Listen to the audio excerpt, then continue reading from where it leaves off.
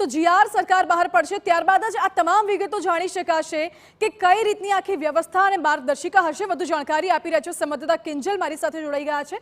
કિંજલ, સરકાર 28 ડિસેમ્બરની આસપાસ જીઆર બહાર પાડી શકે છે। જીઆરમાં શું શું હોઈ શકે છે?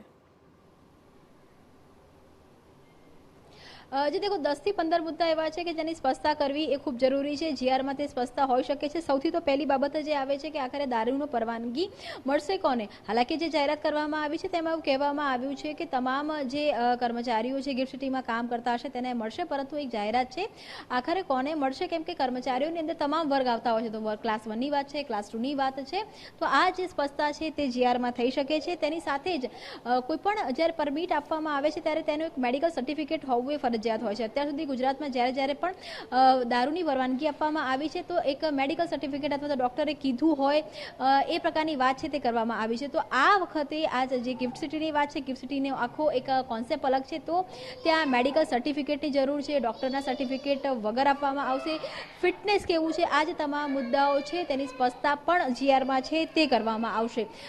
કેમ કે અત્યારે જે સ્પષ્ટતા કરવામાં આવી છે કે જે બિઝનેસ હબ છે તેનું જે ડેલિગેશન છે તેને જ આ પરવાનગી છે તે પરમિટ છે તે આપવામાં આવશે, પરંતુ જો તેમાંથી કોઈને ગુનાહિત કૃત્ય હોય તો કોઈક જે તેનું બેકગ્રાઉન્ડ હોય તો આ તમામ મુદ્દાઓ છે તેને પણ જો લેવામાં આવશે। અત્યારની જો વાત કરવામાં આવે સૌથી જે મહત્વનો મુદ્દો છે કે વર્તમાન જો સ્થિતિની વાત કરવામાં આવે તો વાઇબ્રન્ટ માફ કરશો એક જે સ્પષ્ટતા છે તે પણ જીઆરમાં કરી શકાય છે તે પ્રકારનું લાગી રહ્યું છે। જ્યાં વાત કરવામાં આવી રહી છે કે દારૂના સેવન માટે પરમિશન આપવામાં આવશે, પરંતુ તે એક ગિફ્ટ સિટી પૂરતી હશે, એટલે કે ગિફ્ટ સિટીથી બહાર જ્યારે કોઈ વ્યક્તિ જાય છે તો તેને નશાબંધીના નિયમો છે તે લાગુ પડી શકે છે।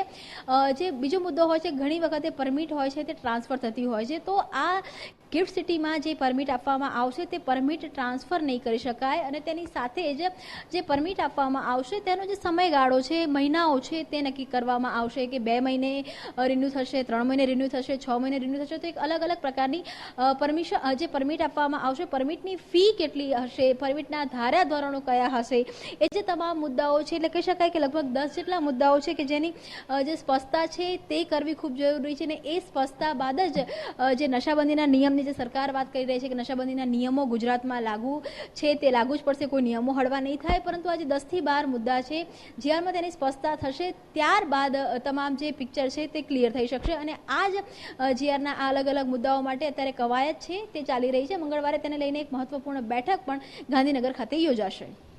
જે કિંજલ, આભાર આપનો સમગ્ર જાણકારી માટે। એટલે જીઆરમાં આ તમામ બાબતોનું સ્પષ્ટતા કરવામાં આવશે કે પરવાનગી કઈ રીતે હશે, લોકોનું બેકગ્રાઉન્ડ શું હશે, કોને કોને પરવાનગી મળી શકશે, આ તમામ બાબતો વિશે વિસ્તારથી જીઆરમાં જણાવવામાં આવશે। અને જીઆરને લઈને એક મહત્વપૂર્ણ બેઠક પણ યોજાવાની છે મંગળવારે।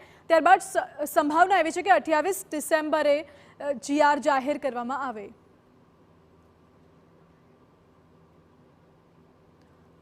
તો હાલમાં તો ગિફ્ટ સિટીમાં જે દારૂની છૂટ મુદ્દે વાદ વિવાદ પણ સર્જાયો છે, દંગલ શરૂ થઈ ગયું છે, વિપક્ષ દ્વારા આકરા પ્રહાર કરવામાં આવી રહ્યા છે। આ બાબતે પોલિટિકલ રિએક્શન્સ પણ સામે આવી રહ્યા છે। પહેલા એ સાંભળો। દારૂબંધીને પાછલા બારણે છૂટ કરી દેવાની જે પેરવી ભારતીય જનતા પાર્ટીની સરકાર કરી રહી છે એનાથી હું વ્યથિત છું। દારૂબંધી છે એના કારણે જ ગુજરાતનો વિકાસ, શાંતિ અને એકલાસ છે। એક નાના કારણસર જેમાં ક્યાંક હર્ડલ્સ આવતું હતું, ટેલેન્ટ આવ્યા પછી સાચવવાનું, બિઝનેસ માટે અહીંયા આવી અને રોકાવવું પડે તો રોકાવાની વ્યવસ્થા, કારણ કે એમની જીવનનો, સામાજિક જીવનનો અને લાઈફસ્ટાઈલનો એક ભાગ જે લોકોનો બન્યો હોય એને અનુકૂળ થવાનો આ પ્રયત્ન છે। ગિફ્ટ સિટી જ્યાં દારૂની છૂટી કરી દેવામાં આવી છે, જ્યાં કર્મચારીઓ, અધિકારીઓ, મુલાકાતીઓ દારૂ પી શકશે, અને એનાથી 15 કિલોમીટર તમે આ અમદાવાદમાં આવો તો દારૂ ઉપર પ્રતિબંધ છે, FIR થશે। આ થઈ શું રહ્યું છે? ગુજરાતીઓનું અપમાન છે, માતા બેન દીકરીઓનું અપમાન છે। ગિફ્ટ સિટીમાં ઇન્ટરનેશનલ વેપાર અને કામકાજો થતા હોય છે, જેના પરિણામે આંતરરાજ્ય અને ઇન્ટરનેશનલ જે વેપારના કારણે જે લોકો આવતા હોય છે એઓની